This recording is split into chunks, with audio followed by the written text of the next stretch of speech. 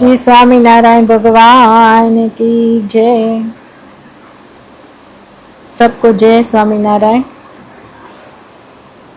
वचनामृत का 5वां वचनामृत, ध्यान के आग्रह का। तो पिछले क्लास में हमने जाना कि प्रगट से ही सब कुछ सिद्ध होता है।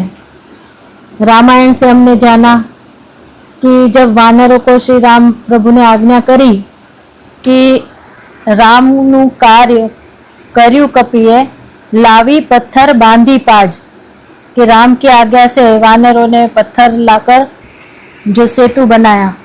अवर उपाय अड़गा कर्या राम जी रिझववा काज, कि बाकी सारे उपाय जो उनके मन में होंगे वो सब एक तरफ कर दिए और भगवान श्री राम प्रभु को राजी करना है, बस यही कार्य मन में दृढ़ किया। और वही ध्यान, वही धारणा, वही जप और तप तीरथ, वही अष्टांग योग साधना जो आए प्रगट प्रभु के अवर, मतलब वही जो उन्होंने पत्थर उठाकर लाने की आज्ञा करी, उसमें सब कुछ आ गया। तो यह बात हमने रामायण में से जानी। भागवत में भी कथाएं हैं, गोपियों की, ऋषियों की, ऋषि पत्नियों की बात आती है।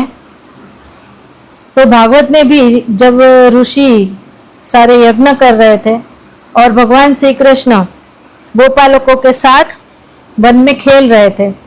अब खेलते खेलते श्री कृष्ण प्रभु को भूख लगी, तो मित्रों से कहा कि भूख लगी है, कुछ खाना है, तो आप यहाँ आसपास में कहीं कुछ मिल जाए तो ले आओ। तब मित्रों ने कहा कि हाँ, यहाँ पास में ही ऋषियों का यज्ञ, बहुत बड़ा यज्ञ चल रहा है, तो हम अभी जाकर वहां से कुछ ना कुछ ले आते हैं। अब यज्ञ है तो पाक मिष्टान तो बने ही होंगे। ये सोचकर सारे मित्र थे वो गए और ऋषियों से याचना की कि भगवान श्री कृष्ण को भूख लगी है, हमारे भगवान को भूख लगी है, तो कुछ खाना दो। तो अब ऋषियों जो यज्ञ कर रहे थे उसमें से जलती लकड़ियां उठाई और गोपालकों को मारने के लिए दौड़े। अब देखो, यज्ञ में तो वह भगवान को आहुतियां दे ही रहे थे, लेकिन परोक्ष जानकर दे रहे थे। भगवान प्रगट है और वही प्रत्यक्ष आहुति मांग रहे हैं, मांगने के लिए ही मित्रों को भेजा है। ये तो साइड में रह गया, लेकिन जलती लकड़ियां उठाकर मारने दौड़े कि काहे का भगवान, वो तो गोपालक है, गोपालक को आपने भगवान बना दिया है। ऐसा कहकर वो मारने के लिए दौड़े, गुस्से में तिल मिलाकर। तो सारे जो गोपालक थे आए श्री कृष्ण के पास और आकर सारी बात बताई कि ऐसा ऐसा हुआ। तो कृष्ण भगवान ने कहा कि कोई बात नहीं, आप उनकी पत्नियों के पास जाओ, वो हमारे लिए खाना देगी। तो फिर सारे मित्र गए ऋषि पत्नियों के पास। अब ये ऋषि पत्नियां थी, उन्होंने तो गोपियां जब दही मक्खन बेचने निकलती थी तो कृष्णमय होकर, भान भूलकर लो दही लो मक्खन, उसके बजाय क्या कहती थी, लो माधव लो कान। तो ऋषि पत्नियों को गोपियों के संपर्क से यह कृष्ण भगवान की महिमा पता थी कि कृष्ण भगवान है। गोपियों की स्थिति, उनकी भक्ति भाव, ये सब ऋषि पत्नियों ने जाना था गोपियों के पास से। तो तुरंत जैसे उन्होंने, मित्रों ने आकर कहा, ऋषि पत्नी एकदम खुश हो गई और कहा कि क्या भगवान को भूख लगी है, अभी हम अपने हाथों से उनके लिए थाल बनाकर और हम स्वयं खिलाने आएगी। और फिर सारी ऋषि पत्नियां आई, कुछ न कुछ अच्छा बनाकर अपने सर पर पूरा बाथा लेकर श्री कृष्ण भगवान को भोजन कराने आती है और भोजन जमाने का सुख लेती है।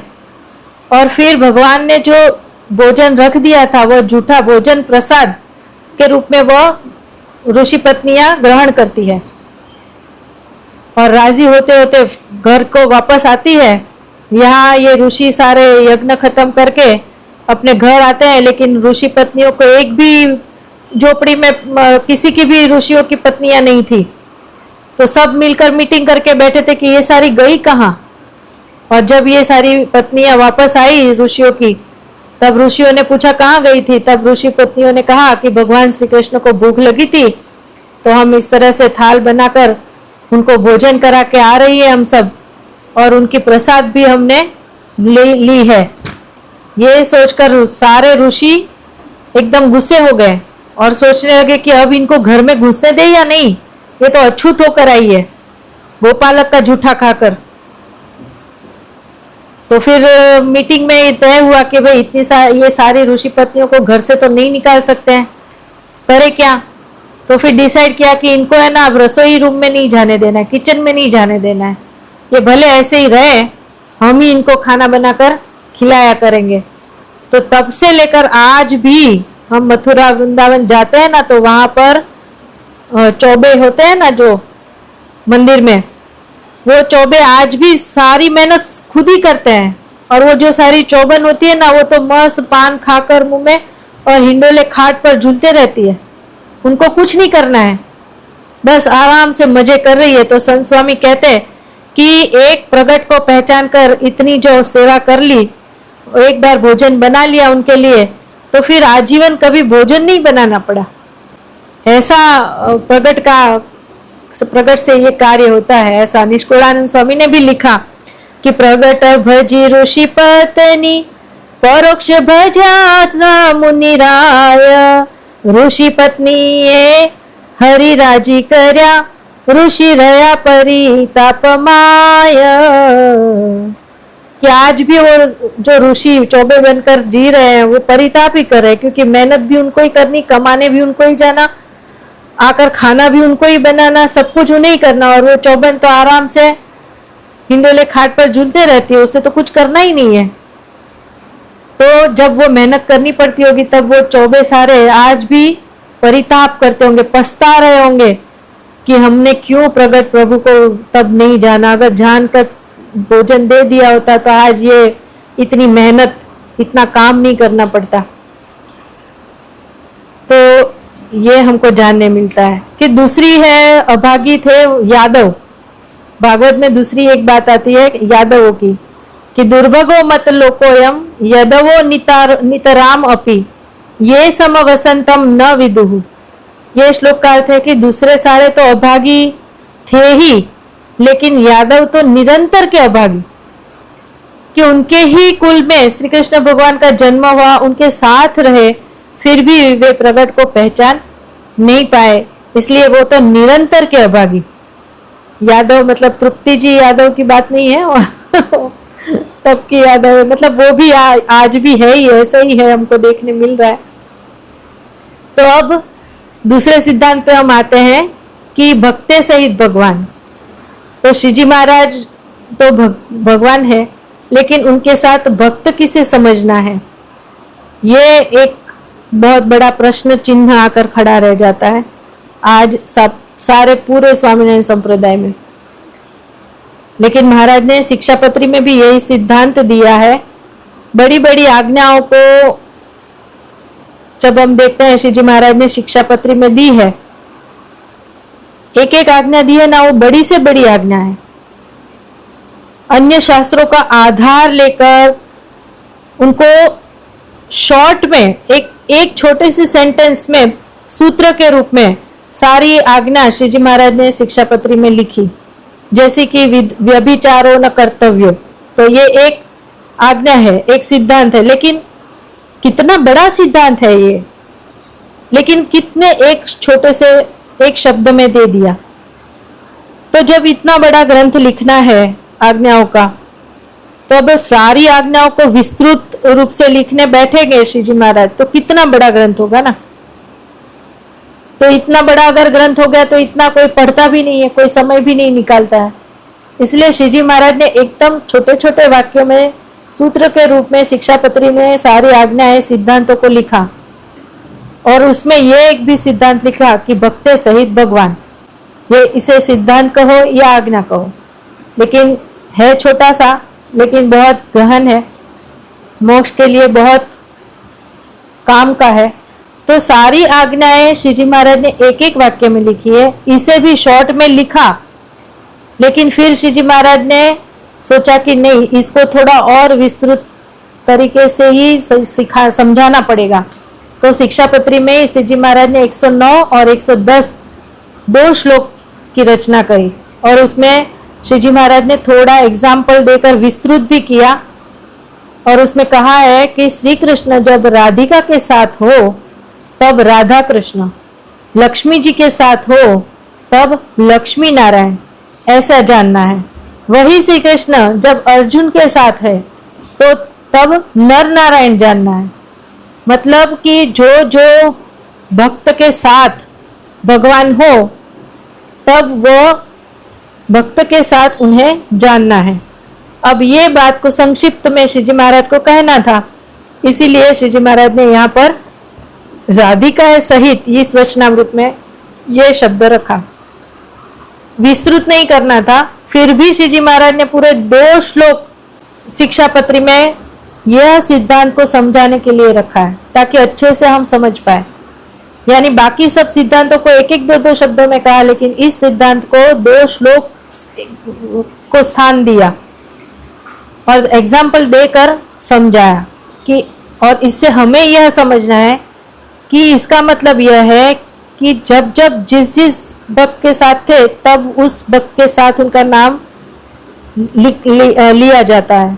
तो आज प्रगट नारायण वह स्वामी के साथ है, गुणातीतानंद स्वामी अक्षर, तो स्वामी सहित नारायण, स्वामी नारायण, अक्षर के साथ पुरुषोत्तम, अक्षर पुरुषोत्तम। तो ये समझ में आया। ये जो हम रोज अक्षर पुरुषोत्तम स्वामी नारायण भजन कर रहे हैं वह उनके उत्तम भक्त के साथ कर रहे हैं। इसके बाद के श्लोक में शिक्षापत्री में ही श्री जी महाराज कहते हैं कि कभी वो भक्त भगवान के पास होता है, बाजू में बैठा होता है, लेकिन कभी तो वह भक्त भगवान के स्नेहाधीन होकर भगवान की मूर्ति में ही लीन होता है। यानी दृश्य में तो हमको भगवान अकेले भगवान की ही मूर्ति दिखती है, लेकिन अकेली नहीं समझनी है, उनके अंदर भक्त विलीन होकर बैठे हैं ऐसा समझना है। लेकिन कभी श्री जी महाराज ने भी कहा कि हम अपने भक्त के सिवा अकेले तो कभी रह ही नहीं पाते।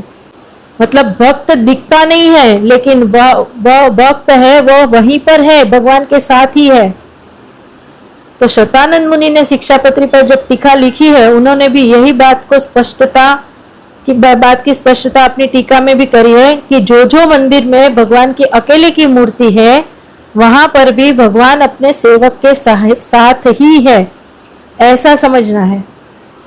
तो जहाँ पे भी मंदिर है श्री जी महाराज की हम अकेली मूर्तियां देखते हैं। अभी बाकी सब जो वरताल है, अहमदाबाद है, सब जगह भगवान की अकेले की मूर्ति है, लेकिन वहां पर भी भगवान के भक्त उनके साथ ही विराजमान है, भक्त सहित ही भगवान होते हैं।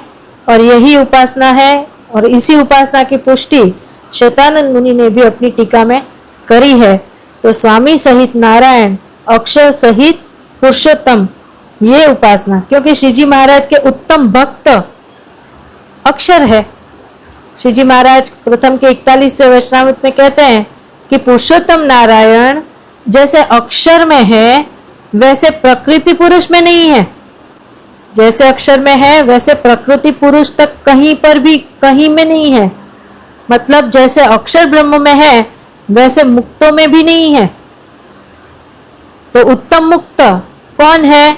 अक्षर ब्रह्म है, और अक्षर ब्रह्म उत्तम में उत्तम भक्त है, यह सिद्धांत है। मध्य के 21वें वचनामृत में इसे मुद्दे का ही वचनामृत बताया गया है।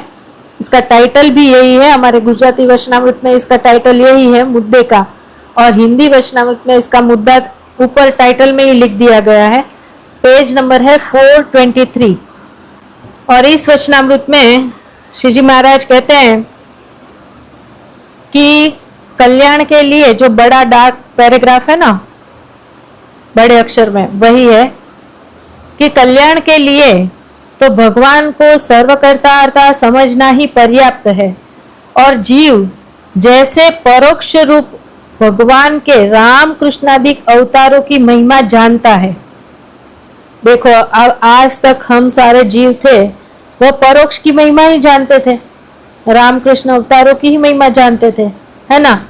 क्योंकि हमने बचपन से वही जाना है, वही सुना है। परोक्ष नारद संकादिक, शिव जी, जड़ भरत, हनुमान और उद्धव आदि साधुओं का महात्म्य समझता है ना। इससे पहले हमको तो यही पता था, नारद संकादिक, शिव जी, जड़ भरत, हनुमान, उद्धव, इनकी बातें, यही सारे उत्तम भक्त है और इनकी महिमा, इनकी कथा हम सुनते आए हैं। वैसा ही महात्म्य यदि प्रत्यक्ष भगवान और उन भगवान के भक्त साधु का समझ लिया तो उसे कल्याण के मार्ग में कुछ भी समझना शेष नहीं रह जाता। तो इसमें यहाँ पर शब्दों पर श्री जी महाराज ने भार रखा है।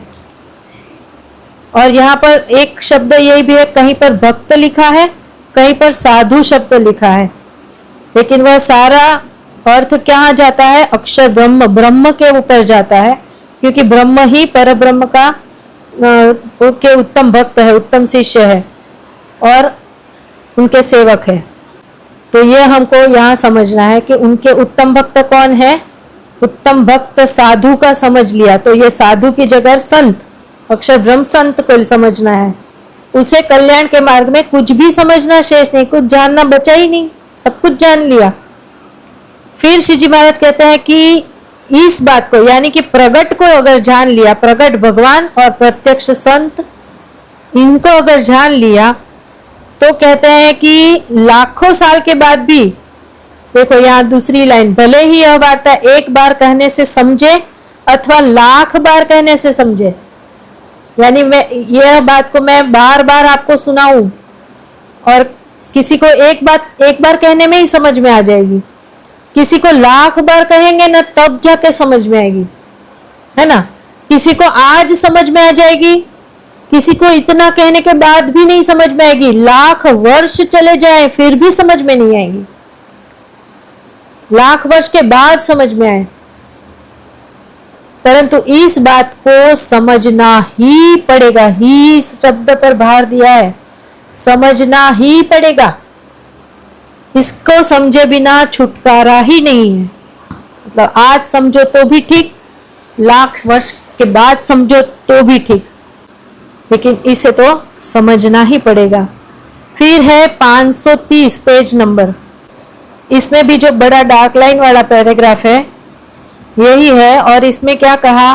नित्यानंद स्वामी ने प्रश्न पूछा कि सारी कसर मिटे और कनिष्ठ भक्त भी उत्तम भक्त का स्थान इसी जन्म में प्राप्त कर सके, वह किस प्रकार संभव होता है? तब श्री जी महाराज, मतलब प्रश्न क्या है?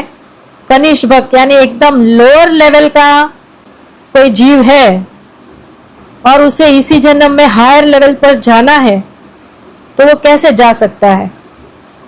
ये प्रश्न है। तो हम अपने को ही रखे कि हम तो एकदम लोअर लेवल पे हैं और हमको इसी जन्म में हायर लेवल पर पहुंचना है, पीएचडी कर लेनी है, तो कैसे करेंगे? तो इसका उपाय यहाँ पर श्री जी महाराज ने बता दिया। श्री जी महाराज कहते हैं कि जैसे भगवान की मानसी पूजा की जाती है, वैसे ही जो उत्तम हरि भक्त हो उसकी भी भगवान की प्रसादी से भगवान के साथ मानसी पूजा की जाए। यहाँ उत्तम हरि भक्त यानी उत्तम हरि के भक्त, यानी उत्तम लक्षण वाले भक्त, यानी कि अक्षर ब्रह्म गुणातीत की ही बात है। यहाँ हरि भक्तों नहीं किया लिखा है, एक की ही बात हो रही है, बराबर है। भगवान की प्रसादी से भगवान के साथ मानसी पूजा की जाए, तथा जिस प्रकार भगवान के लिए थाल अर्पण किया जाता है, वैसे ही भगवान के उत्तम भक्त के लिए भी थाल अर्पण करे।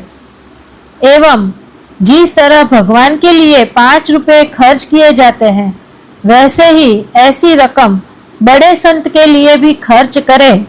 उसी प्रकार जो पुरुष भगवान तथा उनके उत्तम लक्षण वाले संत की, देखो अब यहाँ संत शब्द रखा, उत्तम हरिभक्त रखा, फिर यहाँ उत्तम लक्षण वाले संत की अत्यंत ही प्रेम पूर्वक समान भाव से सेवा करता है, वह यदि कनिष्ठ भक्त हो तथा 2 जन्म, 4 जन्म, 10 जन्म या 100 जन्मों के बाद भी यदि वह उत्तम भक्त जैसा होने वाला हो तो वह इसी जन्म में उत्तम भक्त हो जाता है।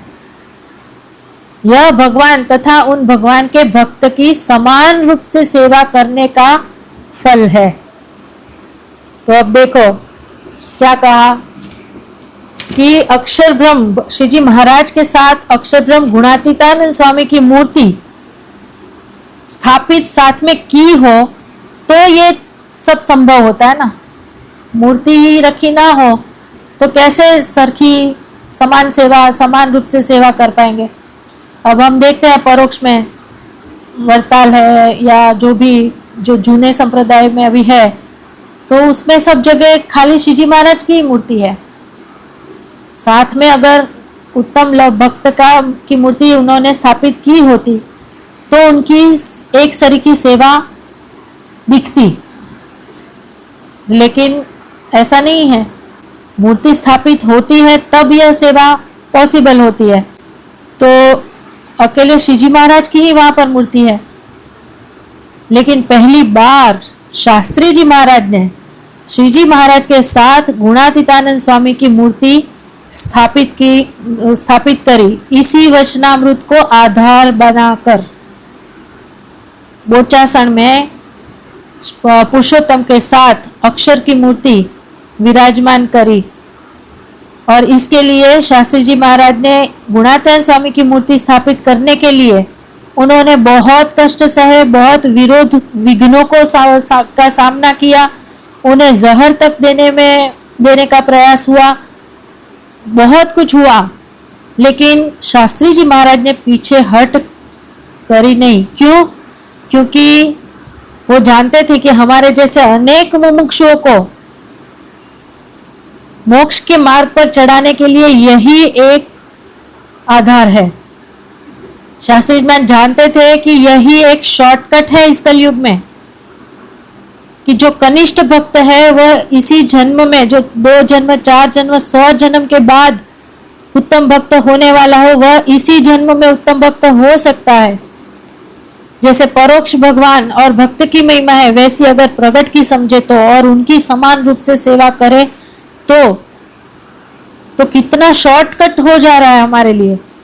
यह शास्त्री जी महाराज को समझ में आ गया और इसीलिए उन्होंने ये कार्य अपने हाथ में लिया और कोई परवाह नहीं करी, अपने देह की बिल्कुल परवाह किए बिना उन्होंने यह कांटे का मार्ग चुना।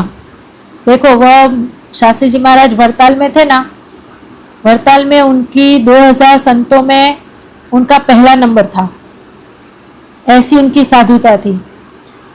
और जहाँ सदगुरु होते हैं ना, बनते हैं ना, तो उनको तो कितनी फैसिलिटी मिलती है, मतलब एकदम फूलों की उनके लिए तो कारपेट बिछाई जाती है, उनका इतना सम्मान होता है। तो वो सम्मान, वो रेड कारपेट छोड़कर उन्होंने कांटों का मार्ग पसंद किया, फूलों का मार्ग छोड़कर उनके चरण के नीचे फूल बिछाए जाते थे, लेकिन वह सब कुछ छोड़कर उन्होंने ये कांटे वाला मार्ग पसंद किया जिसमें कांटे ही कांटे थे। कौन से कांटे थे? अपमान, ईर्ष्या, यह सारे कांटों के बीच में रहकर उन्होंने अक्षर पुरुषोत्तम की मूर्ति बोचासन में सबसे पहले प्रस्थापित करी और तब यह संस्था की स्थापना हुई, BAPS, जिसे हम आज दुनिया जानती है। आज इस संस्था को BAPS यानी बोचासन वासी अक्षर पुरुषोत्तम स्वामीनारायण संस्था। शास्त्री जी महाराज ने अक्षर पुरुषोत्तम की स्थापना करके यह सिद्धांत को मूर्तिमान किया। उसके बाद हम देखते हैं 440 पेज नंबर है, मध्य का 28वां वचनामृत है। और इस वचनामृत में भी श्री जी महाराज कहना चाह रहे हैं अपने मिश से बात करके समझाना चाह रहे हैं कि हमें तो भगवान की को प्रसन्नता प्राप्त करने हेतु जन्म जन्मांतर तक भगवान के भक्त की ही सेवा करनी है। देखो यहाँ पर भी श्री जी महाराज कहना चाहते हैं कि एक ही है ऐसे भक्त जिसके पास मुझे भी रहना है, जिसकी सेवा मुझे करनी है। देखो, भक्त तो भगवान की करते हैं, लेकिन यहाँ पर श्री जी महाराज किसी एक भक्त के बारे में यहाँ निर्देश करना चाह रहे हैं। और यहाँ इसीलिए श्री जी महाराज कह रहे हैं कि जन्म जन्मांतर तक भगवान के भक्त की ही सेवा करनी है। इस प्रकार जैसा हमारा निश्चय है वैसा ही निश्चय आपको भी करना है। यहाँ पर यह श्री जी महाराज ने संतों भक्तों सबको यह आज्ञा दे दी है कि वह जो भगवान के भक्त है, यानी कि अक्षर ब्रह्म, वह एक ही है और उनकी ही सेवा मुझे भी करनी है। तो आपको तो करनी है, मतलब हम सब जीवों को तो करनी ही है, क्योंकि जिनकी सेवा भगवान भी करना चाहते हैं भक्त की, तो वैसे भक्त की सेवा तो हमें भी करनी ही है।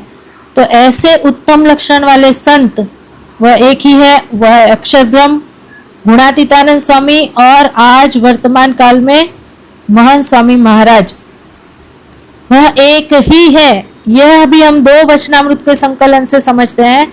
वचनामृत है प्रथम का 73वां वचनामृत है, पेज नंबर है 158 और 59, उसकी पहली ही लाइन है। और दूसरा वचनामृत है सारंगपुर का 7वां नैमिषारण्य क्षेत्र का, उसका पेज नंबर है 197। तो पहले हम 197 पेज निकालते हैं। और इस वचनामृत में श्री जी महाराज क्या कहते हैं कि इंद्रिय रूपी मन की जो धारा है, मतलब हमारी इंद्रियां, और इंद्रियां किसके डुलाए डोलती है? मन के डुलाए, बराबर। क्योंकि पहले मन को होता है कि गोलगप्पे खाना है, फिर इंद्रियां उसके पीछे जाती है खींच के, मतलब स्थूल रूप से हम जाते हैं। तो इंद्रिय रूपी मन की जो धार है वह जिस स्थान पर घिस जाने से कुंठित हो जाए उसे नैमिषारण्य क्षेत्र जानना। उस स्थान पर जो कोई जप तप व्रत ध्यान पूजा आदि शुभ सुकृत का आरंभ करता है तो दिन प्रतिदिन उनकी वृद्धि होती है। ऐसा जो नैमिषारण्य क्षेत्र है वह जिस स्थान पर भगवान के एकांतिक साधु रहते हो वहीं पर जानना। इसका अर्थ क्या है कि मनोमय चक्र की ये जो धारा है वह कहाँ कुंठित होती है? तो ऐसे भगवान के एकांतिक साधु जहाँ रहते हैं उस स्थान पर, यानी नैमिषारण्य क्षेत्र किसे कहा? संत को बताया, ठीक है। फिर जो प्रथम का 73 है 159 पेज, वहां पर भी यही सेम बात है। यहाँ पर भी श्री जी महाराज ने यही कहा है कि मनोमय जो चक्र की जो ये वृत्तियां की जो धारा है इंद्रियों की, यह ब्रह्म तथा उनसे परे पर ब्रह्म, उनका साक्षात दर्शन होने से कुंठित हो जाती है। तो देखो, ब्रह्म और परब्रह्म, उनके आश्रय से माया की निवृत्ति होती है। यह भी जैतलपुर के पहले वचनामृत में श्री जी महाराज ने कहा है। तो यह एकांतिक संत, यह ब्रह्म, यह अक्षर ब्रह्म, फिर कहा कि ब्रह्म से पर ब्रह्म, ये क्या निर्देश करता है? ये यही निर्देश करता है कि अक्षर ब्रह्म एक है और अद्वितीय है, द्वितीय नहीं है, यानी कि उनके जैसा और कोई नहीं है।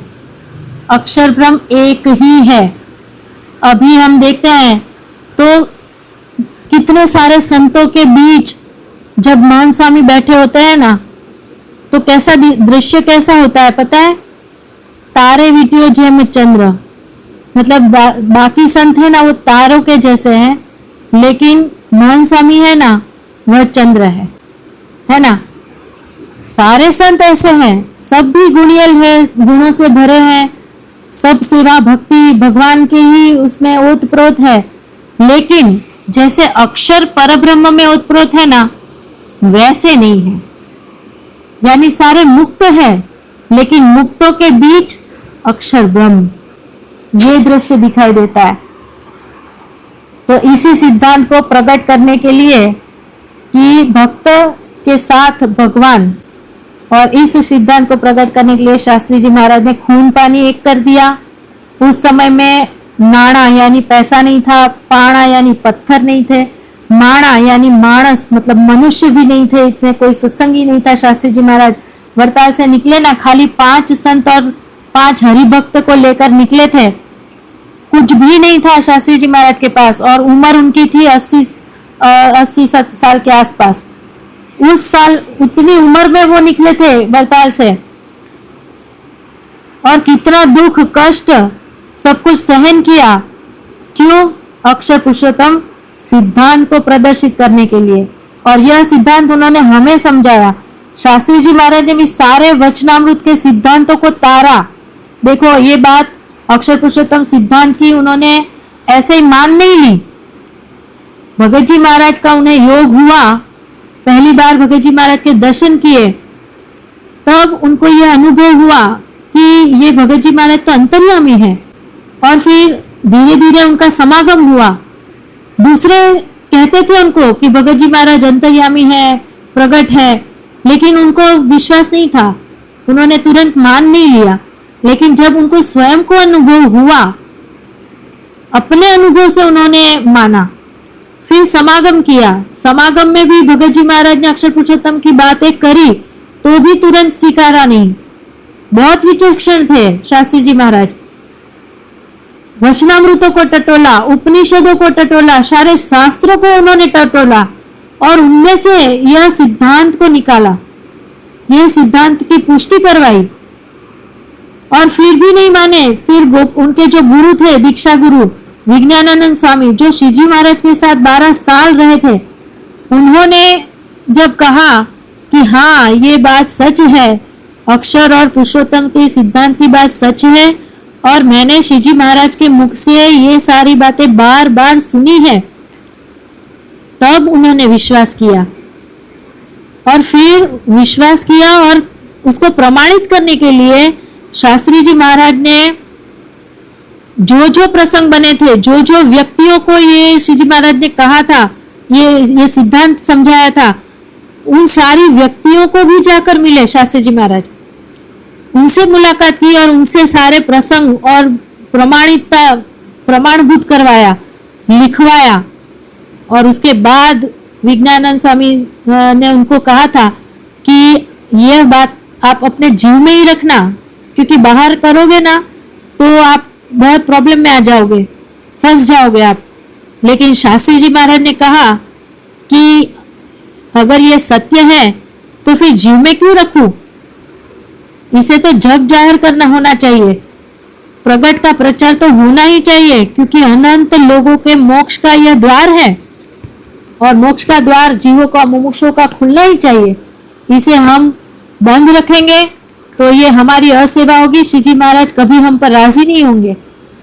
और यह विचार करके ही शास्त्री जी महाराज ने अक्षर पुरुषोत्तम सिद्धांत को छड़े चौक में पोचासन में मूर्तिमान स्थापित कर दिया, मूर्तियां पर बैठाकर।